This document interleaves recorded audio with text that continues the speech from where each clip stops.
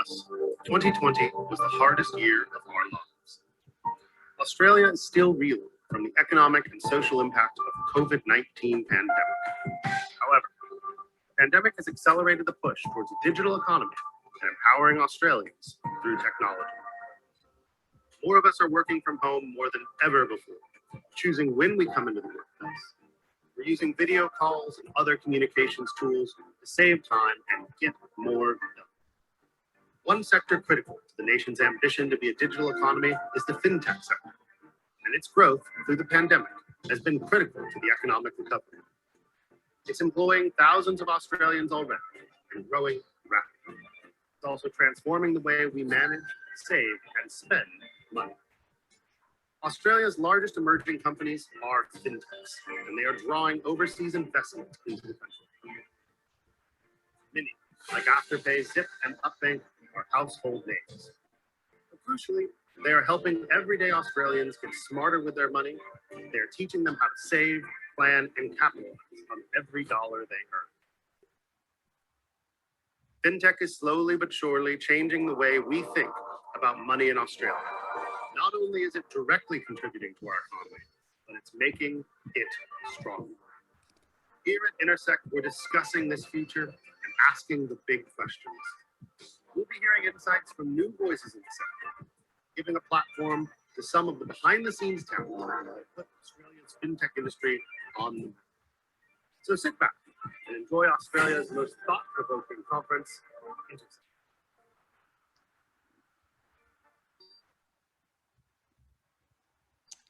Welcome to Intersect's digital program run and hosted by Fintech Australia.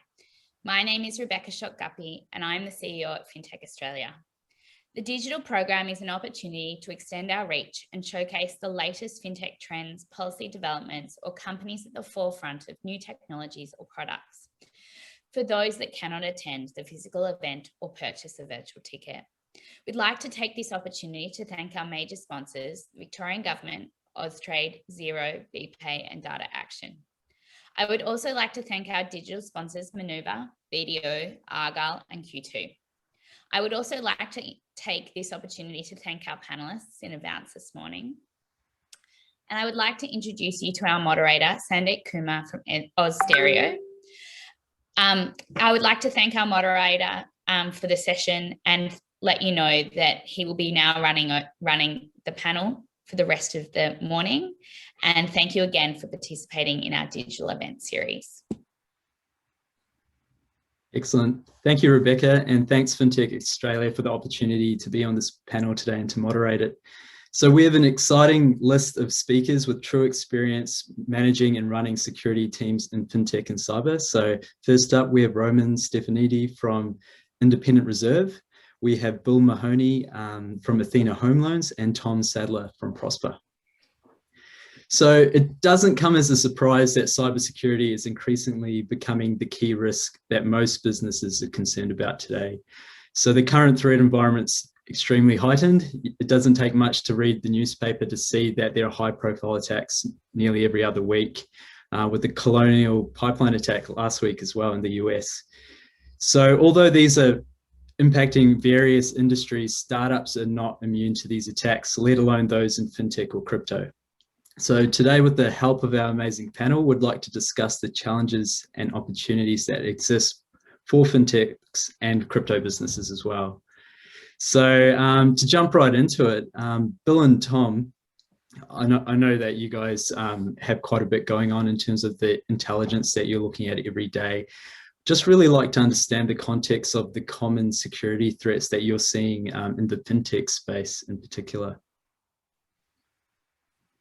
Yeah, I might jump in there first. So it's a good question, one that comes up all the time. I don't think that the threats that we're seeing in the fintech or startup space are vastly different from other organizations, to be perfectly honest. Although I will say that I think particularly in the startup space, we have a lot more reliance on software as a service type vendors. So I think our exposure to third-party risk is probably higher. And I guess the threats that are targeting those SaaS providers have the potential to impact us as well. So I guess that's probably the number one for me. We've also seen somewhat recently some threat actors actually targeting smaller fintech providers. I guess there's the assumption that if you're not one of the big four, then potentially you're less well protected and therefore potentially an easier target. So there's been a little bit of that as well. But yeah, as I said, like I think it's largely the same types of threats, just targeting us in a slightly different way. Yeah, I would definitely agree with you around the supply chain risk that Bill. Like that's managing that risk, like given the SolarWinds attacks and that whole campaign. Rapid7 just recently came out saying that they had an issue. Managing that is definitely something that is top of mind. And some of the other, I guess there's maybe because of the nature of the businesses and we're kind of scaling up, there is that kind of rapid growth, which is not a specific threat from a threat actor per se, but it's something that we do need to manage. Just like maintaining that security culture as companies are growing rapidly is something you've got to be really, really deliberate about. Yeah, for sure. No, thanks, guys. And Roman, do you see the threat landscape looking any differently in the cryptocurrency or just crypto industry in general, especially given the recent, I guess, hype around certain coins and currencies and the media attention surrounding it right now around the technology? Yeah, definitely. I think in terms of crypto businesses, there's always an additional threat factor. We're not only concerned with protecting information of our clients and users, but we're also concerned their assets.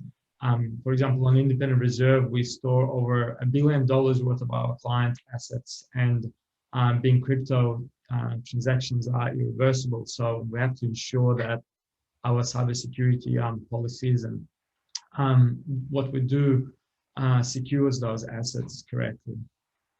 Yeah, no, excellent. So now that we understand a bit more about the context, and it sounds like it's pretty much the same impact across the board, although there are a few quirks around being a startup or being in fintech or crypto as well. But just digging in deeper into the industry itself, most security teams, regardless of industry, have the same constraints of time, cost, and quality. It tends to be that triangle that you look at across most things in technology.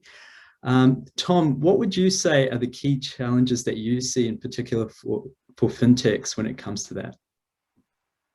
I think one of the issues, not issues, but one of the points that comes up a bit is just there is in fintech like some, I guess, additional, it's like specific financial knowledge that comes with the business context. It's just inherently finances sometimes a little bit more complicated than some other industries.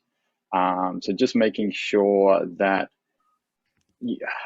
the team understands the business context and just making sure that the difference between like a loan management system versus a learning management system and some of the acronyms and the kind of things around that. It's just something that definitely comes up and is something to keep in mind. Yeah. So just really understanding what your information assets are and what those impacts could be to your customers and also the business itself, it seems, internally. Yeah. I Excellent. think we've also got some challenges. Like I think our tech stacks present some challenges themselves in that often in our space we're using more modern technology in less traditional ways than other larger organizations. And I think the challenge there is that you've got security products and technologies that are meant to help you do this in your environment, and they're less plug and play in a startup space where you might be using technologies that wasn't in the vendor's mind when they built the product. So I guess that presents a little bit of a challenge in that you tend to find you have to customize things a little bit more. But that said, like I think that's really quite exciting from my side. I think to be able to have the freedom to do things in a way that makes sense, good security sense, rather than the way that it's always been done or the status quo. I think that's actually quite exciting. So it's a challenge, but it's also an opportunity. 100%. No, I totally agree with that. And I guess that one of the big things that comes up always in fintech and crypto as well, is compliance. And there seems to be a fine line that you can draw between the two in terms of the due diligence that might be coming your way if you're trying to sell to a larger enterprise, or if it's just coming from the regulators as well. So would you say that's a challenge that you come across often, Bill? You know what I feel about compliance, don't you, Sandeep? Yeah, but it's doing things that make sense, right? So, yeah. There is an element of compliance work that makes sense, and it helps keep your business safe by going through those motions. But there's other parts of it that are really just ticking the box and really don't add an awful lot of value. So I think it's challenging, but I think also the obligations that we have maybe don't, or particularly for Athena, we're not APRA regulated, so we don't have some of the obligations that I've had to deal with in the past. But yeah, when you've got a smaller team and a smaller operation, and you're trying to be very tight with the spend and the operational costs that you incur, it can be challenging to deal with all of those compliance obligations effectively. Great, cheers. Roman, what are your thoughts in terms of compliance in the cryptocurrency industry? We actually welcome compliance in this industry. We think that there is actually lack of enough of regulation around this. So as mentioned previously, we secure client assets, and there's absolutely no laws or regulation specifying what we can or we can't do with that. So our users have to rely on the fact that they have to trust us, they have to rely on the fact that we're doing the right thing. And then there's literally no regulation in Australia that will protect them in the crypto industry. So this, we're actively trying to lobby the Australian regulators to regulate this space. And I agree with Bill that just a box ticking regulation is not helpful for anyone. But I think that if regulation done well, it will add value and benefit and increase protection for our users and just general population in Australia. And, we've opened an office in Singapore a year and a bit ago, and we've been going through the regulatory compliance with MAS, the equivalent of, I guess, AUSTRAC and ASIC in Singapore. And they're actively regulating the crypto industry and the crypto space there. So it's really good to see that some jurisdictions are doing the right thing. Excellent. Thanks for that, Roman. It's really interesting to see both sides of the story. Compliance is such a heated discussion across startups in general and a lot of businesses in this space. So it's good to see that we're trying to strike a balance of actually managing risk with the appropriate types of security, but also making sure that it's not a big wild west, I guess, in the industry as well. So it's good to see that's being industry-led for crypto. We've got a few questions coming through, which is excellent. What I'll do, and for participants, feel free to use the chat function to bring up your questions. We'll go through questions at the end of the session, but yeah, feel free to keep bringing those through. Just jump in there real quickly, Sure. Sandeep. Just wanted to add to that, because I think I picked up, and you mentioned trust a couple of times there, Roman. I think that's just on the whole compliance thing, and I think security in general. I think what's really needed, and I think that's the opportunity we have in the fintech space, is really building that trust, and really that's the goal of compliance in my mind, is to really make sure that you've got the trust. The regulators have trust that you're doing things correctly and you're doing things right, protecting the organization. Your customers have trust; they know that you're doing the right things and you've got this. And I think that's something that maybe wasn't front of mind as much back in the past. And I think really we need to be stepping up engagement with both our businesses, which I think, Tom, you were kind of alluding to that before. Really actively engaging with our businesses, with our regulators, with our customers on the topic of security, and making sure that that we're getting that message out there that we've got things covered. and that yeah, we're not letting anything fall by the wayside. So I think as much as it seems like it's a box ticking exercise in a lot of situations, I think you can, with extra engagement on top of that, I think you can really get a much better outcome without sort of draining your staff and your resources with the whole just going through the motions, if that makes sense. Yep. No, for sure. And I think all three of you brought up really good points. So yes, I've been drilling in questions about compliance right now, but all of you have brought up people and staff as well. So one of the largest challenges for startups in general right now is getting good talent. So that's definitely the case with security as well. So Roman, I'd just like to understand your thoughts around the skills shortages, what you can potentially do given the current environment. Yeah, it's really, really tough for us to hire anyone. As I said, being in the crypto industry, security is #1 consideration for us. It's really important. It's, in the core of everything that we do.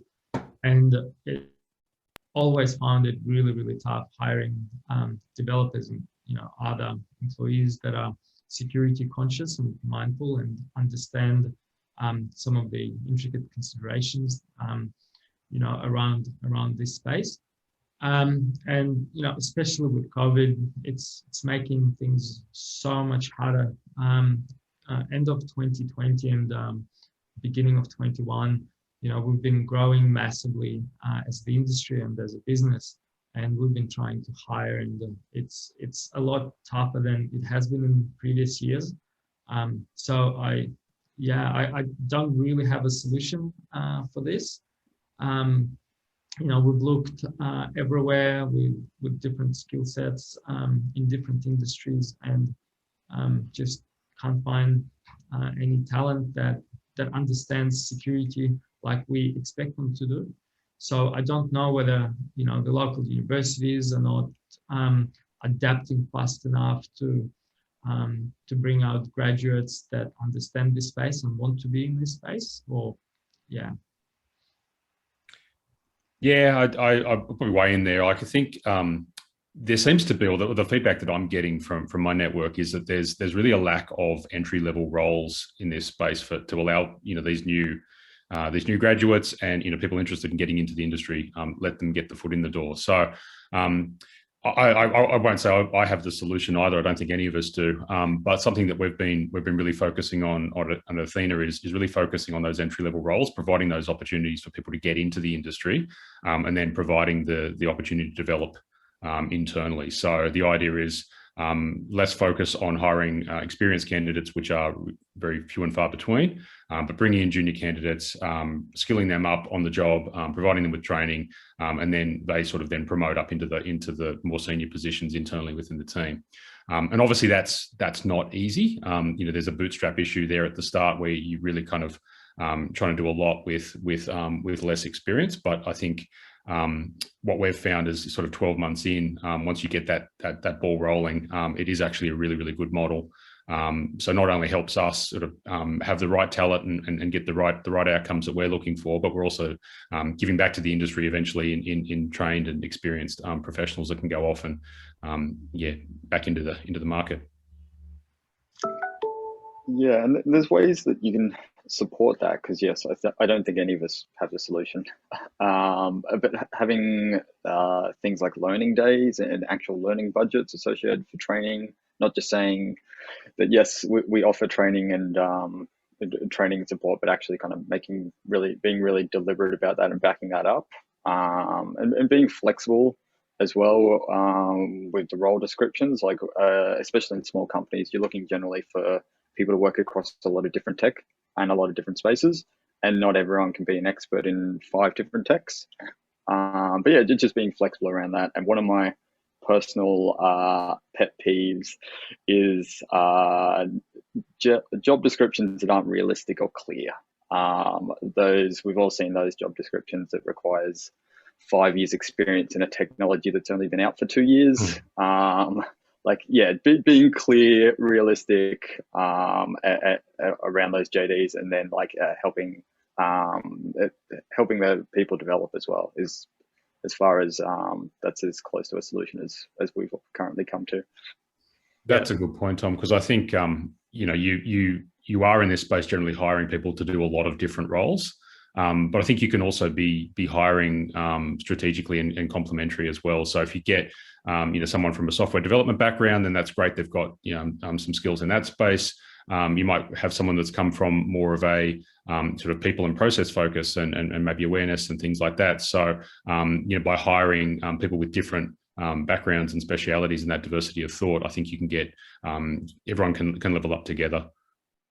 Yeah, I think although it does sound quite challenging, quite a few solutions did come out of this discussion. So it looks like we could become potential training ground for cybersecurity talent based on the approach that you mentioned, Bill.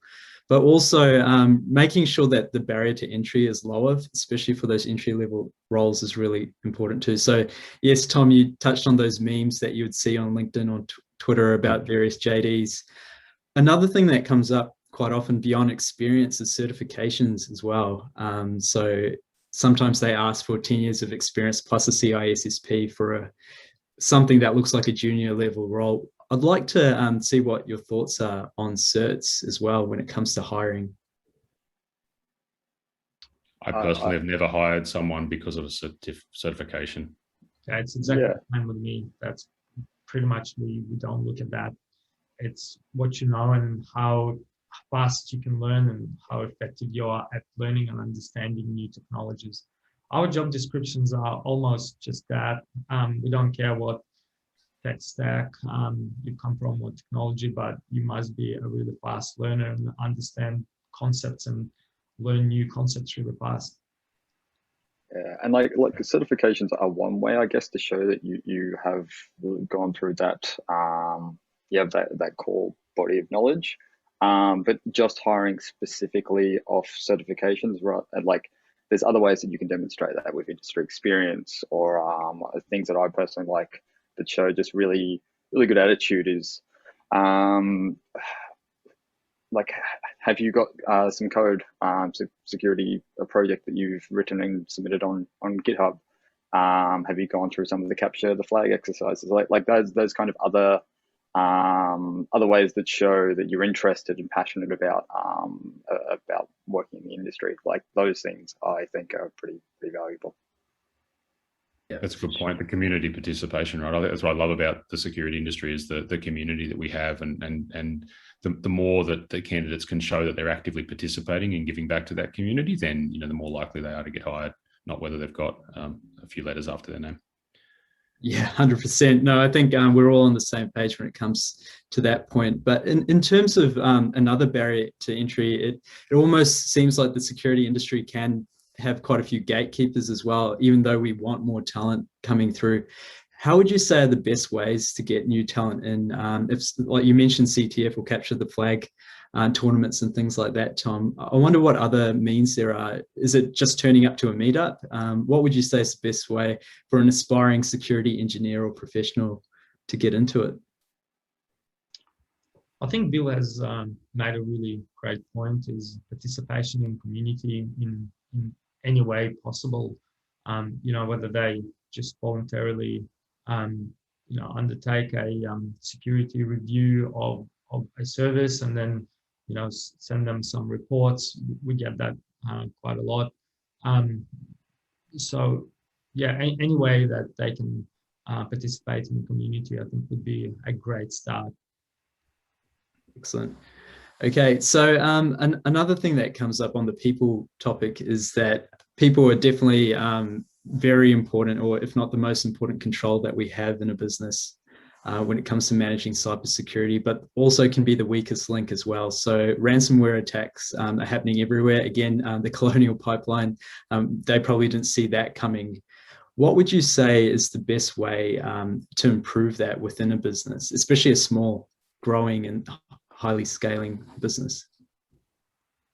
I can take that one. I think I'm guilty of it as well. Like when you look at people, process, and technology, it's really easy to focus on process and technology.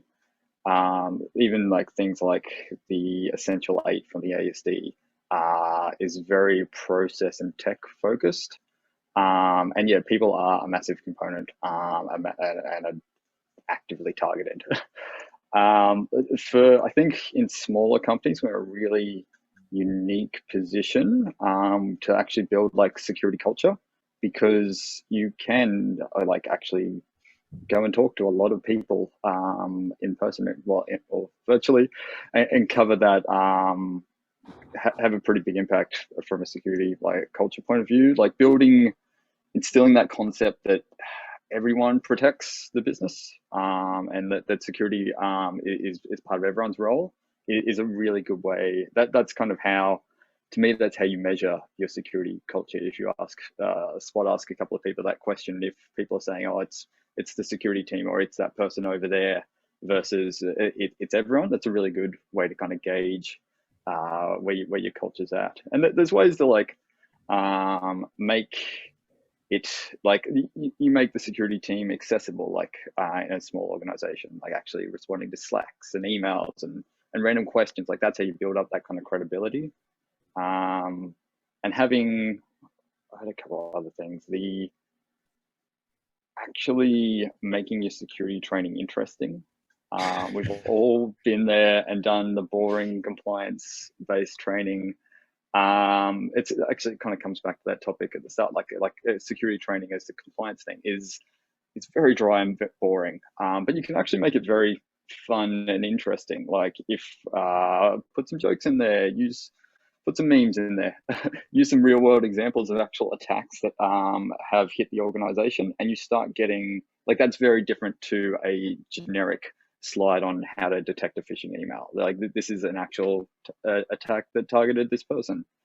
You can make it really real, and that's that's kind of how I think you really build that culture across everyone. I think I alluded to it before, right? I mean, to me, it's about trust, and that culture is synonymous with trust. That you've got to make sure that your business knows who to contact, feels comfortable with contacting you if something isn't quite right, and just really building up that trust across the whole organization is something that is a constant thing you need to be working on all the time. And I think you're right, Tom, that in some larger organizations that I've worked in, that's more difficult to achieve because of just the size and the scale that you're dealing with. But I think when you're talking about smaller, fintech space, you've really got that opportunity to get it right from the ground up, and that's pretty cool. Yeah, Tom and Bill both made some excellent points. On top of what Tom's been saying, it's really, really important to keep everyone in the company aware of this. And for example, we target our employees by doing simulated attacks, and just to ensure that everyone remembers what's going on and gets practice in real world. So it's an excellent way to engage the employees, and also just to keep them fresh.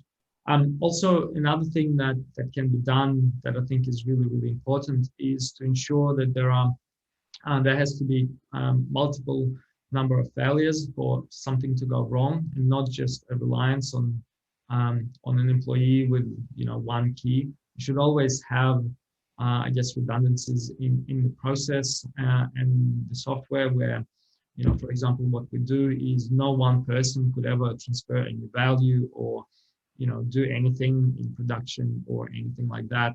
There's always a second person that has to oversee any action. And that reduces the attack vector to, from being able to target one employee to having to then orchestrate a really elaborate attack where you have to trick at least two employees. So. Excellent. No, I think some really good points and themes came out of this as well. So security culture being so important, as is risk culture and anti-fraud culture as well within an organization, but also being match fit. So you mentioned training exercises or phishing simulation exercises, Rowan, but also incident response testing as well, and making sure that the team on the tools is ready to go. I'd like to understand your thoughts on conducting an IRP test or incident response plan test as well. and the Yeah. value that you get out of those things. Yeah, definitely. I think this has to be done on a very regular basis, because, if you've gone through it multiple of times, if you're comfortable with it in a stress situation, you're going to be less likely to make mistakes. You'll be a lot faster and you'll know what to do.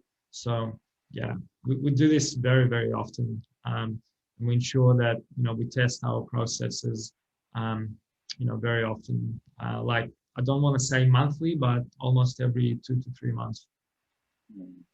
Completely agree. I think that has to be all the time, right? It can't be like a once a year type thing or anything like that. I think the other thing to add to that is I think you touched on it, Roman, the fact that when the proverbial hits the fan, then you're under stress and things go wrong. And I think you need to have defined run book or playbooks and practice them all the time.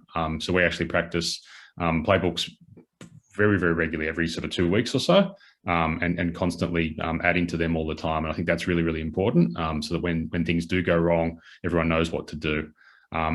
You do have some space also for the larger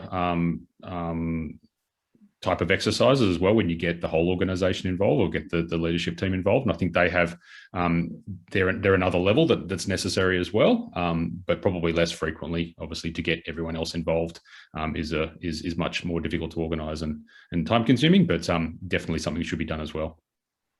Yeah, I very much agree with both of you. And just that point around, like, I look at them when we run these exercises, larger ones. There's a technical stream where your team will be responding to the incident, but like, you definitely need to make sure you consider the leadership stream as well, and running that with your executive, with your board, working through, if this happens, what do we do, and the value of doing that, not in a live incident, when there is all of that pressure and people can sometimes make decisions they're not happy with afterwards, cannot be understated enough. You run those incidents a few times, you refine the playbooks, put those learnings back in and keep going.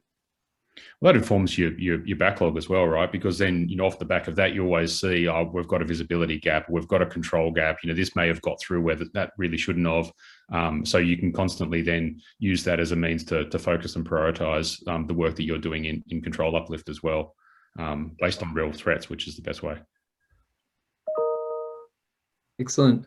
Thanks, guys. So we'll just jump into one of the final questions I have before we jump into the chat. So what opportunities do you see? And I know you've touched on quite a few, but it'll be nice to reiterate those as well and end on a positive note. So what opportunities do you see for fintech, crypto, and just technology startups in general to improve their security posture and to improve the industry in general? Where do we start? So many. Probably if I jump in first. So I think for me, it's really we're not constrained by the more traditional ways of doing things as much as others, I think. And I think that gives us the opportunity to be a little bit more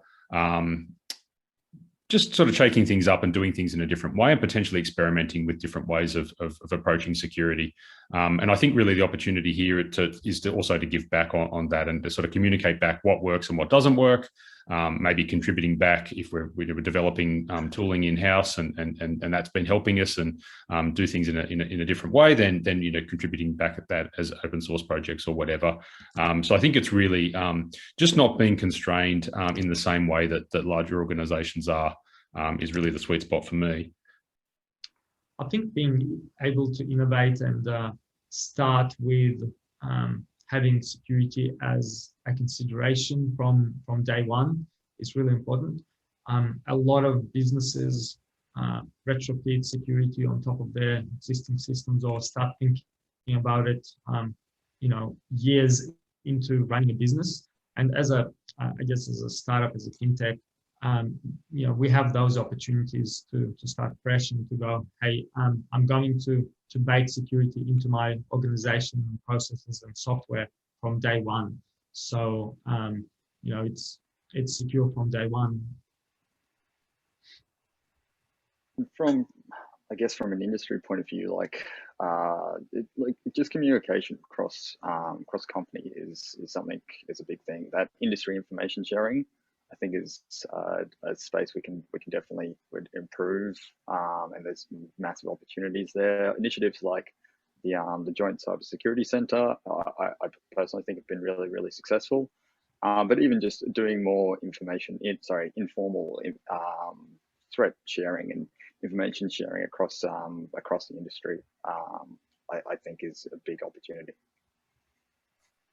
Great, thanks guys. So we'll jump into the Q&A now. So we have a question from Paul Wynnum regarding the supply chain risk that was brought up very early on in the conversation. So he's interested to hear how we manage supply chain risk, considering that often the SaaS vendors or PaaS or IaaS vendors are often huge international companies, and you don't really have much of a say in terms of the security that they should potentially have in place. Be great to hear your thoughts on that. So true.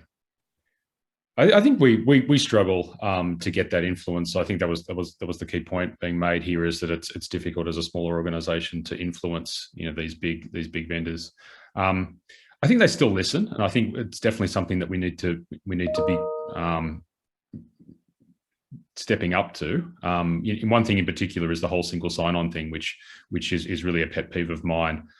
Quite often these vendors will either not support single sign-on, or do so at like you double the cost. You have to go right into a really high tier to get single sign-on. Whereas for a smaller organization where that single sign-on is key to your whole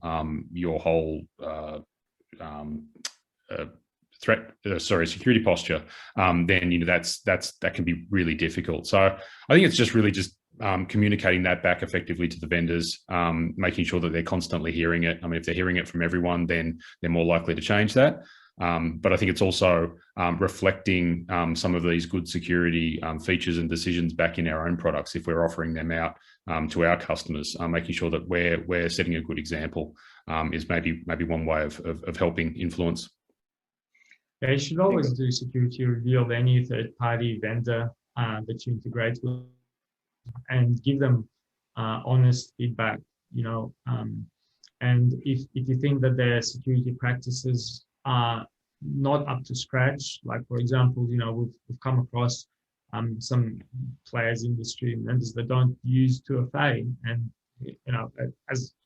as a security conscious organization, we just can't use anyone who doesn't do that, these days. So you just have to be able to go and say no after you do a security review, and give them honest feedback, saying why you are not using their service or where they can improve. Excellent point. Yeah, what's helpful is to like doing that third-party risk assessment is key.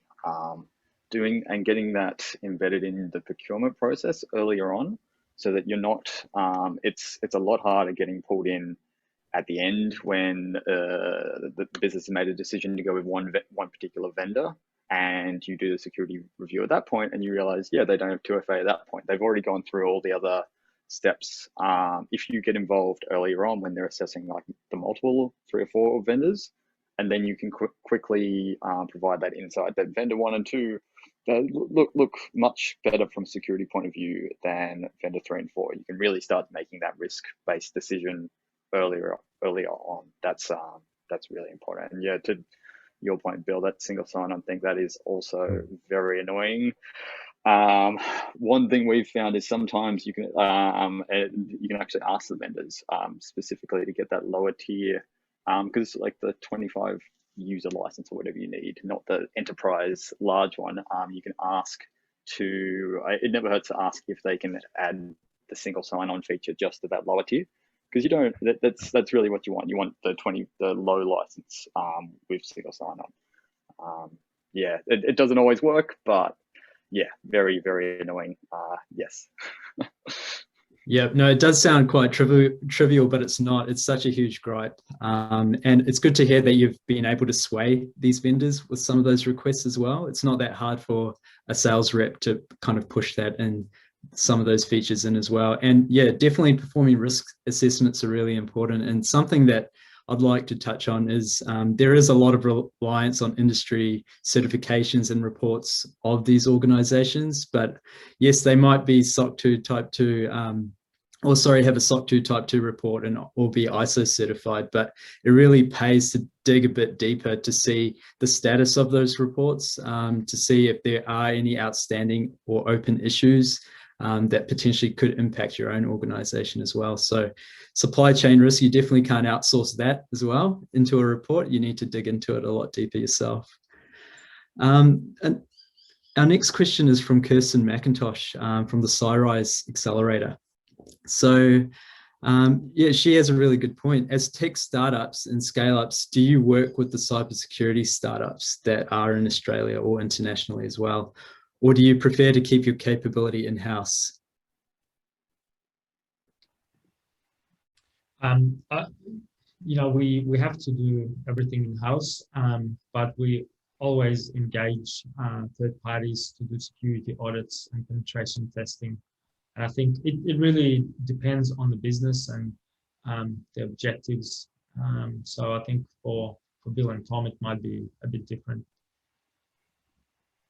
I don't really have a preference per se. It's more just whatever makes sense, right? So if there's a Australian startup, a cyber startup that makes sense for us to work with, then absolutely. I will say that we're definitely, well, I personally am far more open to kind of these design partnerships and getting involved with these sorts of organizations early on and being able to provide a bit of real world feedback as to what is good, what is not good. More than happy to have those sorts of conversations.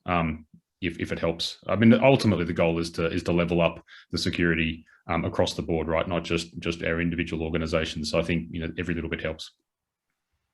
Yeah, and if there's a specific use case that's being solved, yeah. But yeah, with no issues working with other cybersecurity startups.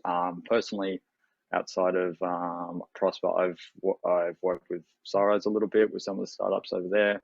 And when I was back in London, there was the same type of thing, that Cybersecurity Startup Accelerator, where I was just providing feedback as a potential industry participant of, yeah, that's a pain point that I've got, or that, I don't know, I think you're kind of going down that a different path to that. Very keen. Excellent. So there you go, Kirsten. It sounds like there's a lot more room for collaboration and everyone's quite open to it as well, where it makes sense for the organization. Just before we wrap up, I'll ask one last question for each of you. What would you recommend as maybe the top one thing that a startup should do right now to strengthen their security posture? I can go first. To have mandatory 2FA on your Azure AD. That would be the, yeah, that's one. I'll say probably proper visibility of your environment. So understanding what threats are targeting you, making sure that you're doing threat modeling and understanding, what are the most relevant threats and how are you set to detect and defend against them. Yeah, 2FA is so important. Enforcing 2FA, just like Tom said, is a great start. Bill's comments are really great. The only thing I could add to that is just making all of the employees aware of threats and phishing attacks and yeah, education internally.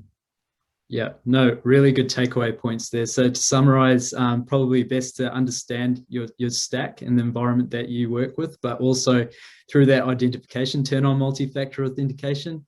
As you've heard from the guys, you can have a bit of sway with your vendors. So do try and squeeze that out from them. But also Roman brings up probably one of the biggest themes from this whole conversation is around people as well. So just making sure everyone's on the same journey. Excellent. So thanks everyone for your time and thanks for all of our participants as well. But yeah, thank you very much, Bill, Roman and Tom and Fintech Australia. Thanks all. Thanks everyone. Cool. Cheers.